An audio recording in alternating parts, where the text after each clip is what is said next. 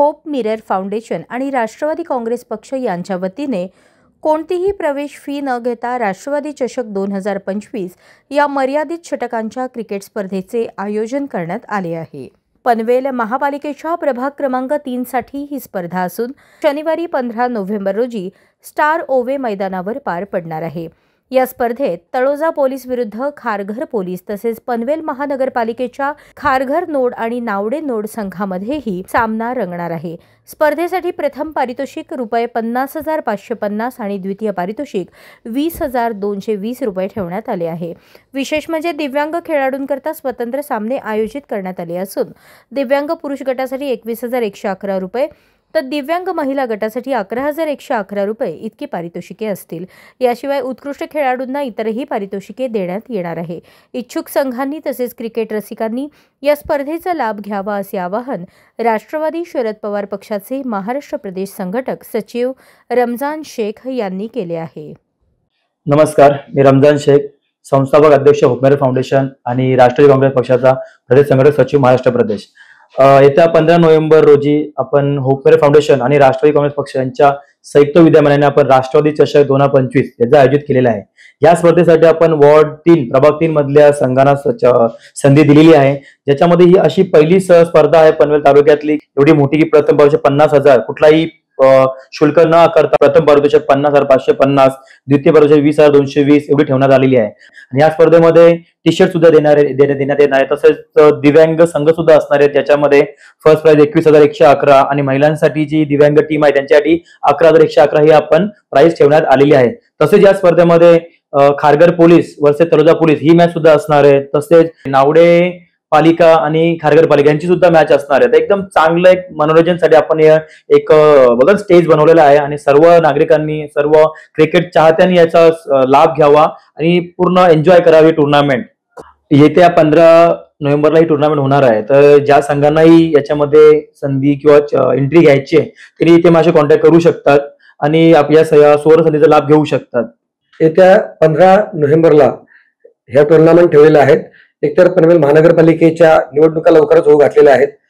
अगदी कालच यासाठी प्रभाग निहाय आरक्षण सोडत हे देखील जाहीर झालेलं आहे आणि आपण स्पेसिफिक फक्त प्रभाग 3 साठी देखील ही टुर्नामेंट ठेवलेली आहे। बाकी इतर गोष्टी असल्या तरी पण फोकस आपला प्रभाग 3 चा आहे।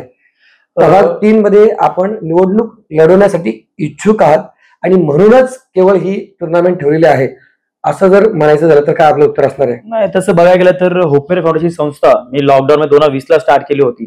तेव्हापासून मी लोकांसाठी राशन वाटप झालं, ओल्ड एज होम मध्ये वाटप झालं किंवा रक्तदान शिबिर झाले, ब्लँकेट वाटप झाले, परत खूप अशा गोष्टी आम्ही आमच्या संस्थेला करत गेलेलो आहे। वय वाटप झाले, परत रक्तदान शिबिर, अशा खूप गोष्टी आम्ही करत गेलो आणि असं नाहीच की म्हणजे इलेक्शन आलंय किंवा इथं उभं राहायचं मी असं करत आहे। आणि समाजकारण करता करता माझे जे सहकारी आहेत त्यांनी सुद्धा सांगितलं की आपला एक असा युवा चेहरा पण राजकारणात असणं गरजेचं आहे, त्यामुळे कुठेतरी आपण राजकारणात आलो अशी गोष्ट आहे।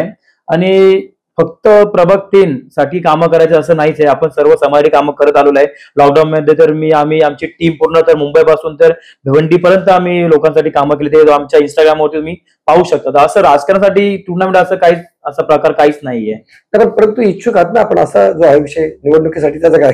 इच्छुक म्हणजे कसं आहे की समाजकारण करता करता म्हणजे बोलतो राजकारण काय असतं, समाजकारण प्लस पॉवर, जेव्हा तुमच्यामध्ये पॉवर आहे त्या तुम्ही समाजकारण अजून चांगलं करू शकता, त्यासाठी आहे। आणि पुढचं बघूया कसं काय समीकरण जुळतात। तुम्ही स्वतः म्हणजे इच्छुक आहात की तुम्हाला सहकार्याने वगैरे सांगितलं? माझे सहकारीच मला बोलले की समाजकारण करता करता तुम्ही सुद्धा उभे राहा आणि कसं की तुम्ही जर निवडून आलात तर एक प्रभागासाठीच नाही तर पूर्ण लोकांसाठी तुम्ही चांगलं काम करू शकता, म्हणून आपण कुठेतरी यांच्या बोलण्यावरती हा भरून पुढे काम करायची आपली इच्छा दर्शवलेली आहे। प्रभाग 3 मध्ये अनेक दिग्गज चेहरे म्हणजे महाविकास आघाडीतील इच्छुक आहेत आणि अशा वेळेला आपल्यासारखा एक नवखा चेहरा आहे, तर तुम्हाला कसं वाटतं की बाबा तुम्हाला संधी मिळेल म्हणून? आमचे सर्वस्व आदरणीय शरद पवार साहेब यांनी सांगितले की 50% तरुणांना चान्स द्या आणि 50% ज्यांचा बॅकग्राऊंड राजकारणी नाही अशा लोकांना चान्स द्या। तर सर्व गोष्टी माझ्या बघा व्याकुल आहेत आणि आमचे जिल्हाध्यक्ष सतीश पाटील साहेब यांनी माझं समाजकारण मला सांगितलं तयारी करत राहा आणि मी तयारी करतच आहे आणि पुढचं बघूया जे पक्षश्रेष्ठी ठरवतील कसं काय करतात त्या हिशोबाने आपण पुढे बघूया कसं समीकरण जुळतात ते। आपणच बोलले की बाबा कसे समीकरण जुळतात ते पाहूया आपण। असं असलं तरी म्हणजे 4च लोकांना संधी मिळणार, म्हणजे बरोबर. या संपूर्ण वार्डमध्ये जर महाविकास आघाडी असली तर 4 लोकांना संधी मिळणार आहे, 4 चेहरे असतील. आणि त्या 4 चेहऱ्यामध्ये जर तुम्ही नसले, म्हणजे तुम्हालाच जर संधी नाही मिळाली तर मग काय? तसं तर माझे सहकारी बोलतात की आपण अपक्ष लढण्याची पण तयारी ठेवू, पण आमचे जिल्हाध्यक्ष सतीश पाटील साहेब, तर मला वाटत नाही की ते अपक्ष लढण्याची वेळ आणून देतील आणि मला खात्री आहे की ते काही ना काही चांगला माझ्यासाठी निर्णय घेतीलच.